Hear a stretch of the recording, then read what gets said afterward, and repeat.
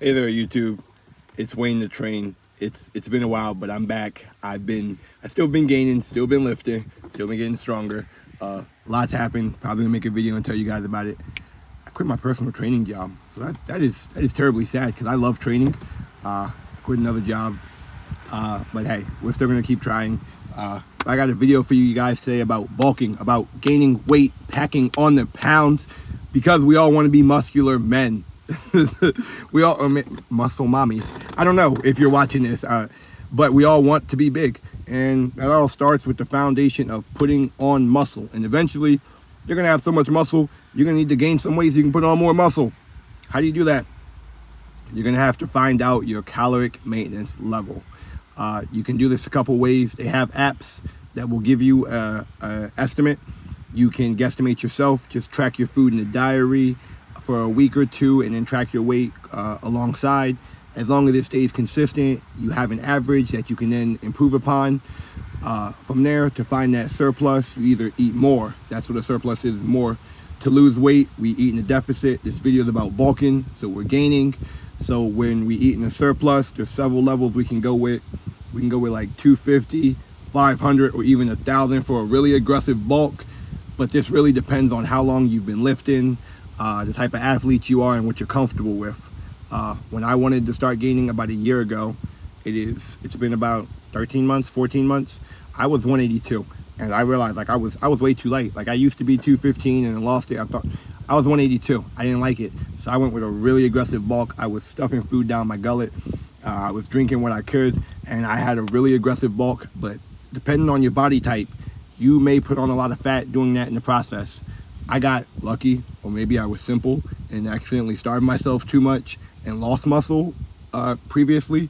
So I ended up putting on a decent amount of muscle back. So I didn't put on a lot of fat. I gained 30 pounds. I went from 182 to about 215 to 218 on the daily, and I don't think I look fat. I think we all look that, but I'm like around 15% body fat, and I got lucky.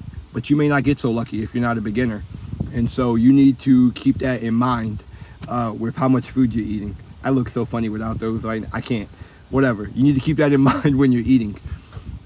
Newer lifters may be able to go with an aggressive bulk if they're severely underweight. That is for you to judge, and so you can play around with those numbers. It's all hard and fast. I don't think that's what I meant to say. It's all variables. You can play with them to adjust to whatever you feel like. But once you have this surplus, you're gonna stick to this number. You're gonna eat this number. This is gonna be the number you live by for however long you want to bulk, however many pounds you want to put on. How you get to this number across the day is up to you. You can split it usually to 3 to 6 meals. I'm usually like a 4 to 5 meal person. I eat maybe 2 to 3 in the morning, depending on how early I get up, and another 2 in the evening, or maybe. But I always throw in snacks. But you're gonna have to plan your meals out, and with that, you can plan your macros. This isn't a video about that, but just know, plan your meals out, 4 to 6 meals a day. So once you plan your meals, you know how many you're gonna eat per day. You can meal prep to help you get to that number faster. And then after that, we got a couple little strategies we can employ. So I like to keep snacks everywhere. I'm a snacker, unfortunately. Cookies, chips, I think we all are, whatever. Cupcakes, I keep some in the house. I keep some in my car. I keep tuna and rice in my car though. I basically always keep meals around. I try to always keep a fat source, a protein source. Peanut butter is a good one, beef jerky, and the carb source around. That way if I'm lacking a nutrient, I'm like, hey, like I got it right here. Like, shut up. It may not be delicious. Just get it down.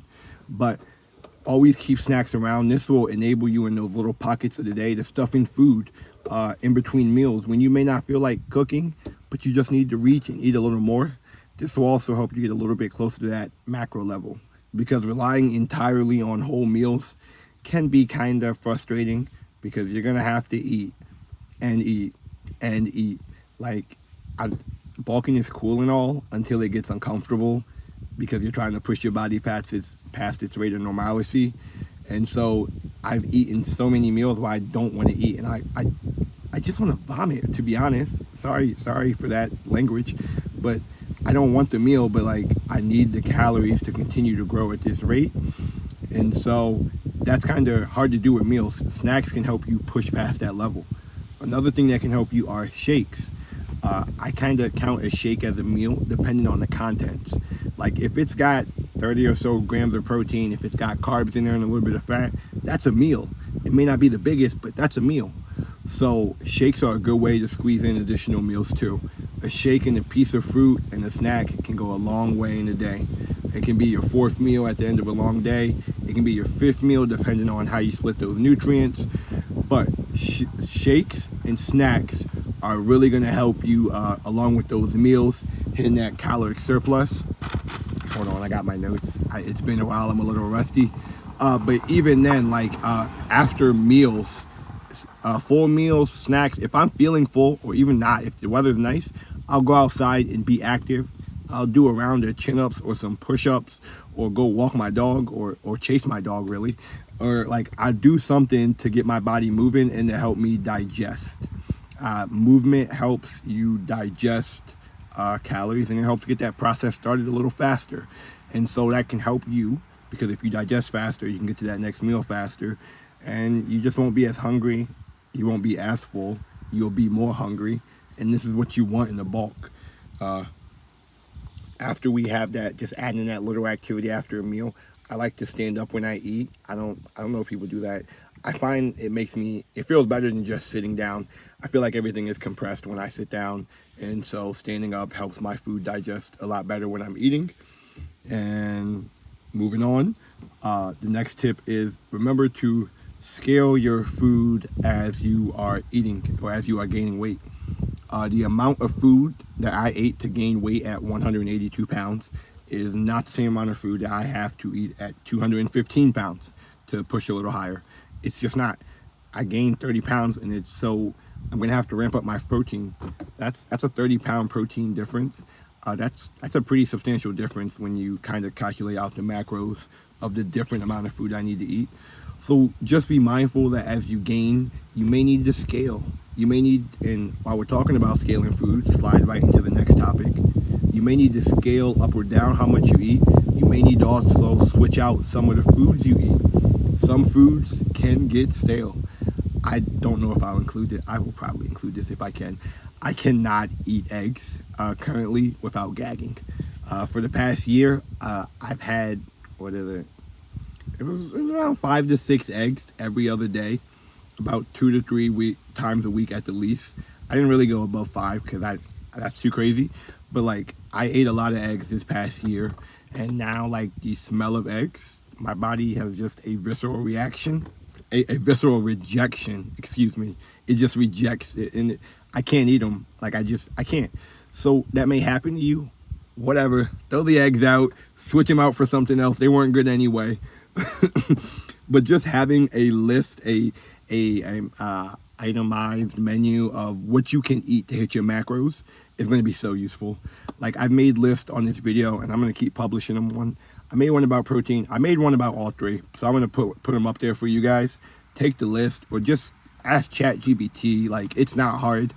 Get an idea of all these foods you can eat so that when something gets boring, you can switch it out. You want highly palatable foods because when you are stuffing your face, you do not want to stuff your face with food you hate. I mean, or maybe you're a masochist and you do, but that's your prerogative. But remember that you need to, 1, scale, but 2, have a large list of foods that you can switch in and out as you get tired of, or ones you like more that come in handy when you need it. It's on that last note too. This is a really long point. It's okay to eat snacks. It's okay to eat processed foods. I think I've said in the past, like I think you do primarily want most of your diet to be whole foods, just single ingredient foods with less ingredients, just because most of this stuff is new. And some stuff that's allowed in the US is not allowed in other countries. So depending on what you're eating, the nutrients, the ingredients may not have the best effect on your body long term, who knows? But let's just stick to single whole foods if we can. But don't deprive yourself of happiness. Like ice cream's okay to eat, coffee cake. What are those? Those streusel, those strussels, those like strussel coffee cake strussels. Those are my weakness. Like I got a box of 32, and I swear like one night I ate like 5 in a row. Like it's okay to eat snacks, but try to have it in moderation. Know that that kind of diet won't lead to the most successful, the most beautiful body. It will probably pack on a little bit more fat depending on who you are. But whatever gets those pounds there works. But just be mindful of what you're doing. You don't want to do it all the time. You don't want to be wholly reliant on it. But if some days you need to eat you need to go to the store and buy an ice cream cake to get your calories in, who am I to judge? Who am I to judge? I think though, oh, I swear to God, this is my last tip, or sorry if I offend anybody, I swear to whoever. Last tip, remember that it is about the averages. It's about bringing up the average amount of calories you eat so your body's normalcy rises. So you may have bad days. You may have days you don't want to eat. You may have days when your gut is like, it's boxing. It's like Muhammad Ali and Joe Frazier in the ring. Like it's real down there. But like, that's okay. Ride it out. Do whatever you got to do. But like, you will have bad days. You will have good days. But you want to try to increase the average of good days and decrease the average of bad days. If you have more good days than bad days, that's just logic. You'll just be more successful. And this will carry over in many aspects of life, not just fitness. So increase the average of good days versus your bad days. But even on that same note, when you have bad days, try to decrease how bad they are. Increase the happiness, the goodness on those days. If your bad day last week was not eating any calories, yeah, that's a bad day. You came back better the next day because every day's new. You're gonna have a bad day this week. Your goal is to eat 1,000 calories. Eat half your goal. That way, if you raise the average of your bad days too, and they're not so bad, this is just another, I don't even know what you would say, another accelerant to help you hit your goal faster. If you can make your bad days not so bad, if you can just squeeze in, even if it's not gonna hit your goal, something is better than nothing. Everything you can do to hit your goal is better than nothing. So just make those averages better, make those bad days better. Watch this video if you need all these tips again. But thank you guys for making it this far to the end, and hope this video helps you guys gain some weight.